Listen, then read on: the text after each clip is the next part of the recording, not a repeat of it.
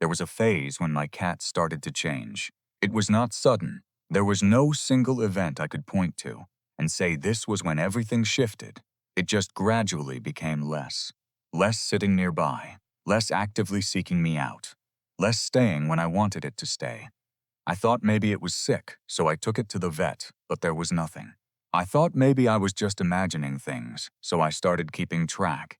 And when I looked at the data, I could not lie to myself anymore. There was a clear direction, and that direction was moving away from me. I tried everything. I spent extra time with it, bought more toys, and sat closer.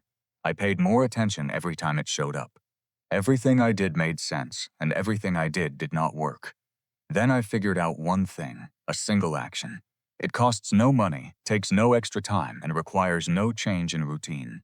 I did it every single day for 3 weeks, and my cat started coming back. It was not me pulling it back. It came back on its own. And what makes it impossible for me to ignore this is not the thing itself, but the reason why most owners never figure it out.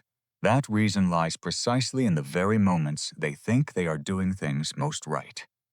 I will talk about that at the end, because that is the part that changes how you look back at the entire relationship between you and your cat.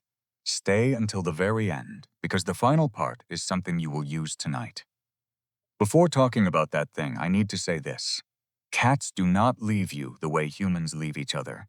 There is no final day, and there is no defining moment.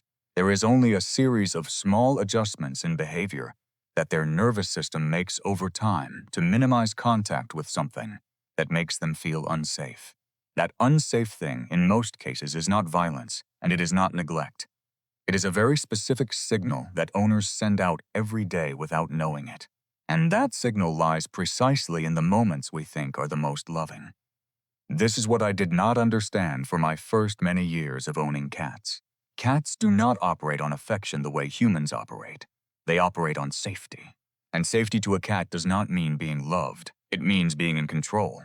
Control here is not power. It is the ability to predict what will happen and to have a choice in it. When a cat can approach and leave when it wants, that space reads as safe. When it cannot, when every approach leads to an interaction that lasts longer than it wants, that space gradually reads as risky. A 2017 study at the University of Lincoln on behavioral autonomy in domestic cats discovered that cats tend to reduce the frequency approaching their owners when previous interactions lasted past their comfort limits, even if the interaction itself was not explicitly unpleasant. It is not that it does not like you. It is just learning that approaching you means losing control, and it is protecting itself.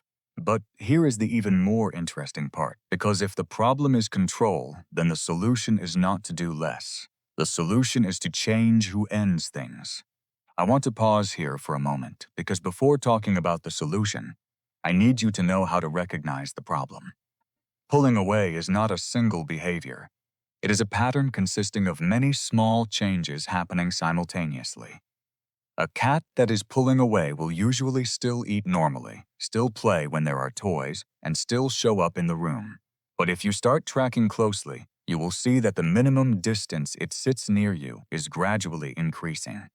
The number of times it actively seeks you out is decreasing. The time it stays when you touch it is getting shorter. And most importantly, it is increasingly the party that leaves first in every interaction. That last one is the most crucial clue. I started recording who ended each interaction, me or the cat. During the worst phase, it was the party that left first in 90% of the times. When I saw that number, I understood where the real problem lay. And science actually explains this in a way I did not expect.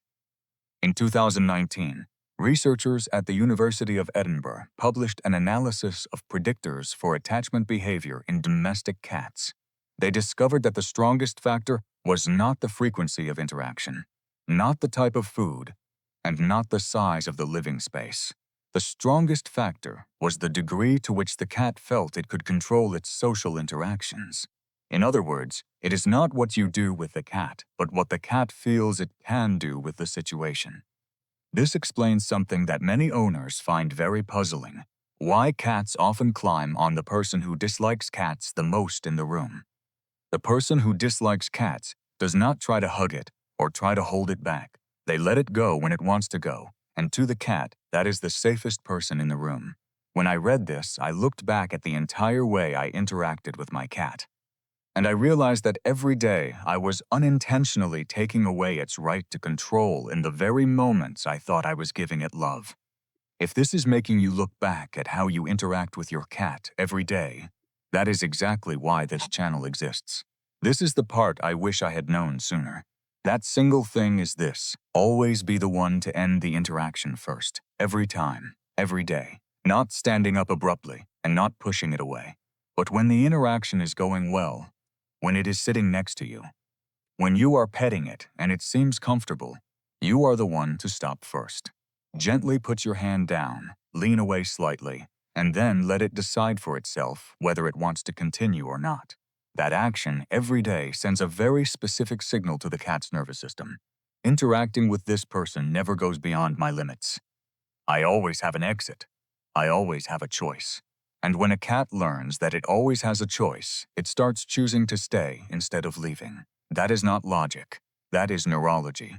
The autonomic nervous system of a cat remembers the pattern of previous interactions and uses it to predict the next interaction. When that pattern is consistent enough times, it becomes the default expectation. But there is a right way to do it and a wrong way to do it. And the difference is smaller than you think, but more important than you imagine. During the 3 weeks I did this, I made a mistake in the first week.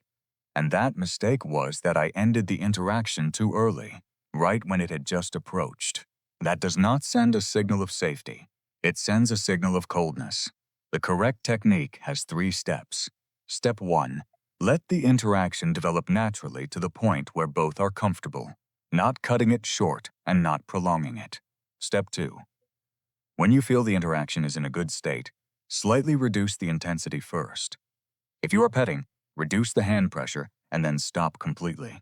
If you are sitting next to each other, slightly shift your body away by 1 or 2 inches, which is about 2 to 5 centimeters. Step 3. Do not look at it right after that. Look away. Let it process the signal without feeling observed. If it actively approaches again, let it lead the next interaction its own way. You are still the one to end it. But this time it knows it chose to start. I did this consistently every day for 3 weeks.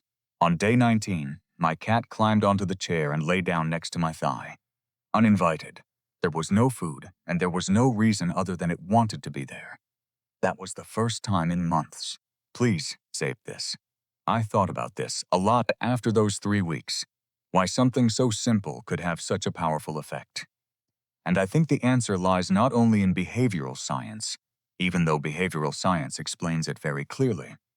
The answer lies right here. Your cat is learning about you every day, not from what you say, and not from what you buy for it, but from the pattern in how you interact with it when no one is paying attention, including you. And what it is learning, through thousands of small interactions, is the answer to a single question. When I approach this person, am I safe? Am I free to leave when I want to, or will I be held back longer than I want to once again? Every time you end the interaction first, you are answering that question. Once, then again, then yet again, until the answer becomes what it expects every time it thinks about approaching you. You are not pulling it back. You are creating a space where it chooses to stay on its own. That is not a technique.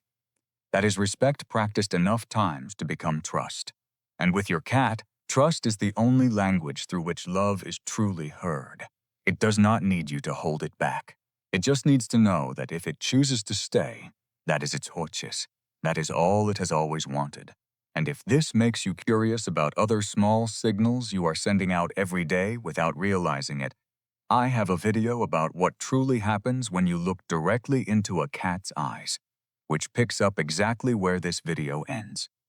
Because that signal also looks like connection, and it is also doing the exact opposite.